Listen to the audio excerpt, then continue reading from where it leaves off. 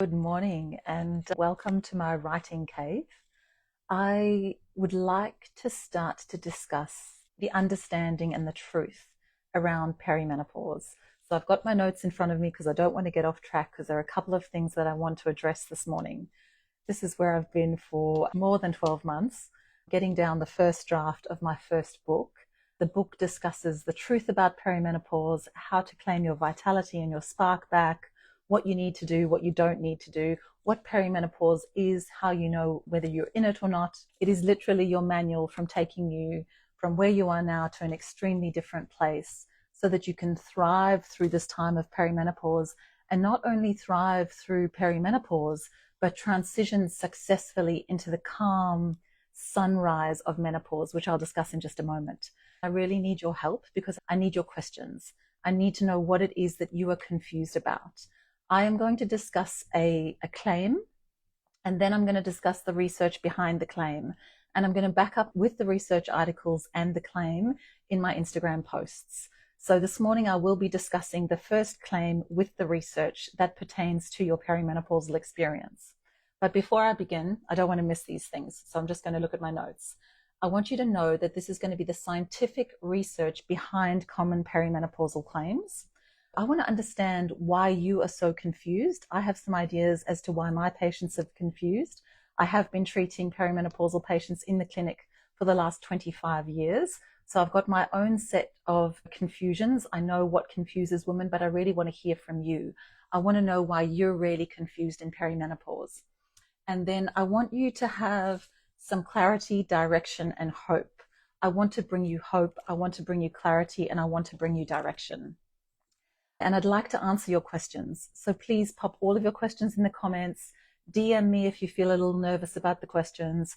I know that perimenopause is so individualized and it is tricky. It's a storm season. It's a roller coaster. It is all the things. I have so many women coming into my clinic, and the first things that they say is, "Oh my God, Dr. Holland, am I going crazy? Please tell me I'm not going crazy. I don't recognize myself anymore. My kids say that I'm dragon woman at certain times of the month. I don't even know whether my husband likes me anymore. And the poor guy's just hanging on by a string because my libido has gone missing and I don't even care to find it. So I'm not sure who I am. I'm not sure what's going on." This is what some of the conversations look like. So I want to know, what have your doctors told you? What do you believe perimenopause is? I want to know what treatments you have tried. I'd like to know what's worked for you and what hasn't. I would also like to know whether you have been prescribed female hormonal therapy. I don't want to call it HRT. It shouldn't be called HRT. Hormone replacement therapy should only be for women who have actually gone into surgical menopause and either had their uterus or their ovaries removed. So it should be called female hormone replacement, according to Professor Geraldine Pryor, Lara Bryden, Dr. Nikki Kay, Tanya Borowski, you name it. There are lots of beautiful women in the space that are calling for a nomenclature overhaul. It shouldn't be called menopausal hormone therapy. It should be called perimenopausal hormone therapy in perimenopause. And remember, perimenopause can go between the ages of 35 and 55.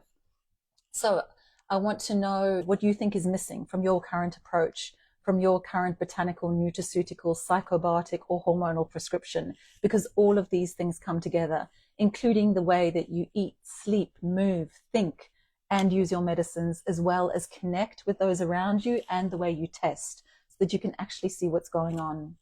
I think that we need to lovingly challenge this "I've tried everything" myth. I cannot begin to tell you how many times I've had women come into the clinic telling me that they have tried everything. Please remember that with perimenopause, the majority of practitioners, we know for a fact, according to the research, and I will get to that claim as well, that the majority of practitioners received about 8 hours training on menopause in med school to date. So if they graduated from med school 50 years ago, or if they graduated from med school yesterday, they received 8 hours training on menopause. They received little training on how food interacts with your body, how food is medicine, and they pretty much missed perimenopause altogether, which is absolutely huge. Perimenopause is between the ages of 35 and 55. So if you're not looking to fall pregnant or you're not having infertility issues, a lot of women's symptoms at this point in time are dismissed. So this is a huge concern And I actually heard Lisa Mosconi say something incredible. It was either on Instagram or in an interview. She's an incredible neuroscientist. Her and Roberta Brenton are doing brilliant research in this space.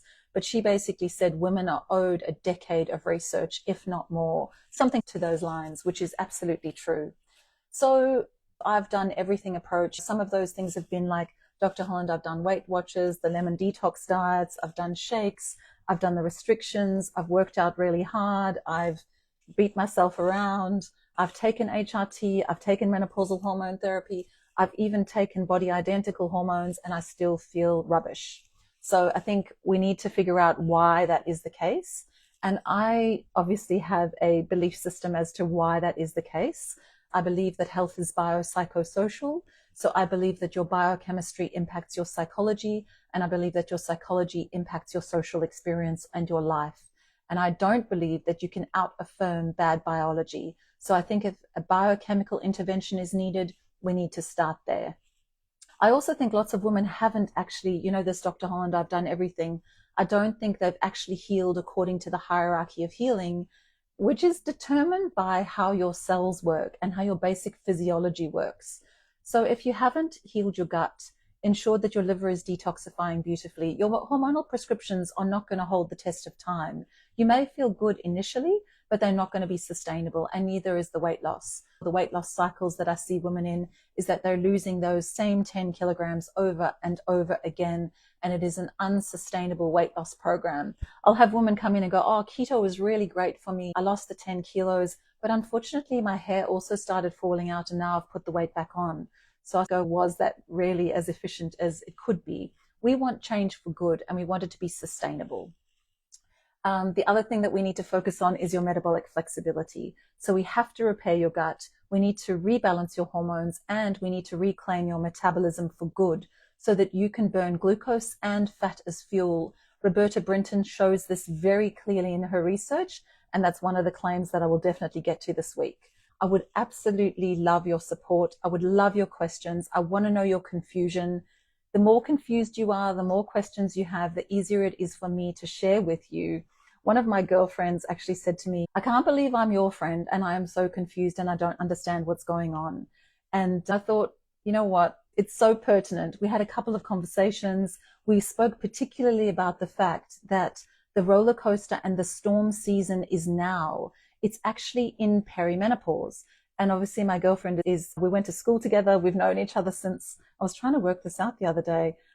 We must have known each other since we're about 8 years of age, and we both turn 50 next year. So we're both in the thick of it. We're both in perimenopause. And one of the things that came out of our conversation was, she said to me, oh my God, I can't believe it. Here we are. Obviously her and all of her friends are talking about it. She said, we're all absolutely petrified of menopause. But I'm here to tell you that the storm season happens in perimenopause, not menopause.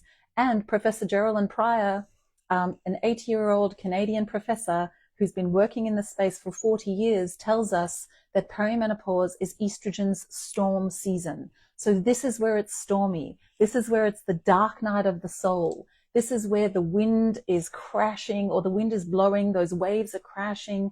You're out at sea in a boat, and it feels like you are in a gray storm. You can't see the horizon. It's confusing. You don't know which way is up. You're exhausted. You don't feel like yourself anymore. You've got all of these symptoms that kind of don't make sense. And I saw a woman in my clinic just the other day for a discovery call or a work with me call. And she just presented all of these kind of subclinical little signs and symptoms. But basically what they did for me is they started to just come out of the page like a hologram. And I just started seeing all of these things and how they all connect, and how it really was this perimenopausal picture that her current, unfortunately, male GP was missing. So it's nuanced, it's individualized, it's tricky, it's confusing, but it doesn't have to be. So hopefully this Claims and Research Live series helps to bring some of that to the forefront for you. But like I said, shoot through your questions, DM me, pop them in the comments, and let's do this together. So the first claim and research point that I want to talk about today is actually currently up on Instagram, and it starts with the fact that perimenopause should be a time of empowerment and not struggle. And this is one of my personal beliefs. This can really be a time of empowerment and not struggle. So I'm going to go through this. So what the research reveals about transforming during this phase. So the current problem and the current narrative has got a lot to do with the fact that people are treating perimenopause as if it's just little menopause. It is not little menopause. It's an entirely different phase in a woman's life. So I would encourage you to go to my free Substack. I have an article in there that it's backed by, I think there are 18 different research articles in the Substack article. I've got a welcome letter in there. It tells you who I am, what my approach is like. The other Substack article that I wrote is, what is perimenopause? So that these issues that women are coming up against in clinical practice is that they are being treated as if they are in little menopause. Perimenopause is an entirely different life phase. So please go to the Substack article, the Holland Clinic. I'm Dr. Kirsty Holland, www.thehollandclinic.com. I'm not sure how you search on Substack, but you'll find it. I'm not difficult to find. Dr. Kirsty Holland and the Holland Clinic. So what is perimenopause? And then, am I in perimenopause? So there are a bunch of questions that you need to ask yourself so that you know whether you are or you aren't in perimenopause. So part of the current problem, and this is the post on Instagram that I currently have up at the moment as the first post in the claims and research section, is perimenopause is often portrayed as a period of decline, something to get through. It's inevitable suffering and loss of vitality. But what if the narrative was wrong? What if perimenopause could actually be a powerful phase of transformation and self-discovery? One of my incredible colleagues, Dr. Lara Bryden, who's a naturopathic doctor, she emphasizes this in her books. She talks about the fact that if there has ever been a time in your life to take care of yourself, it is in perimenopause. There has never been a time where it is more important. This is literally a tipping point, and this point is in the research. Dr. Roberta Brinton, which is a colleague of Dr. Lisa Mosconi's, they're neuroscientists, and they are women who really care about women's health and the brain symptoms we're experiencing in perimenopause. That's another thing. I'm here to tell you that every symptom you're experiencing is a brain symptom, right? So it's super, super important. This is a time where we need to protect our brains so that you can prevent things like Alzheimer's and dementia. So Roberta Brinton talks about the fact that perimenopause is this tipping point.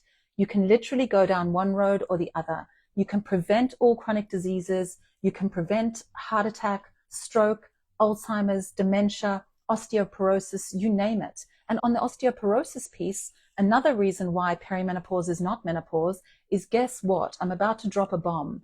Most of the bone loss happens in perimenopause, not in menopause. So everybody bangs on about estrogen for osteoporosis and bone loss. It isn't the case. The research shows that the majority of the spinal bone loss actually happens in perimenopause.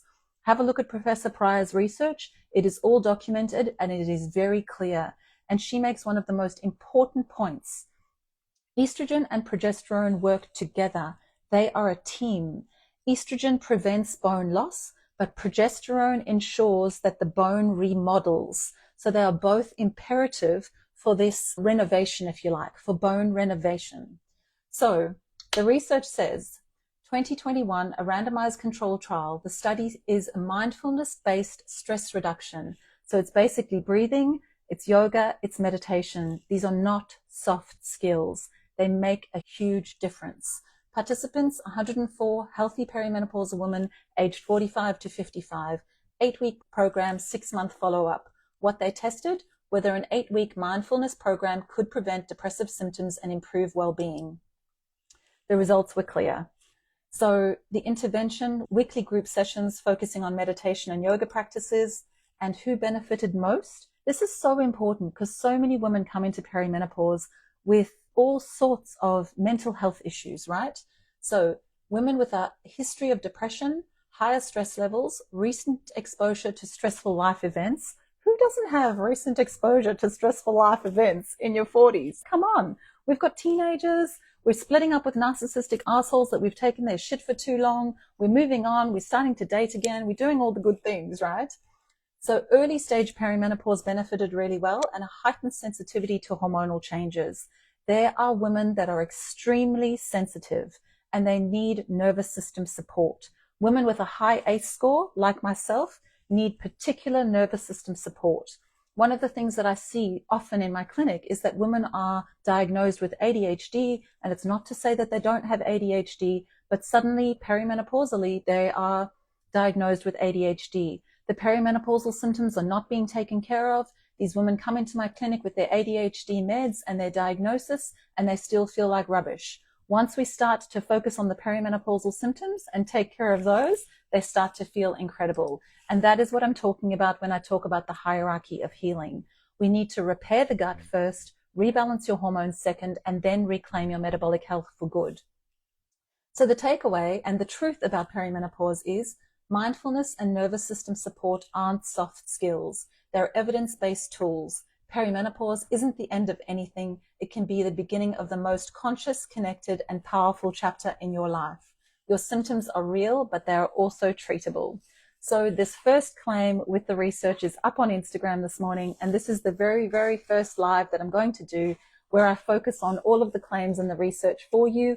All I need from you is I need to know the questions that I asked at the beginning of the live. If you joined us later, please go back and have a listen.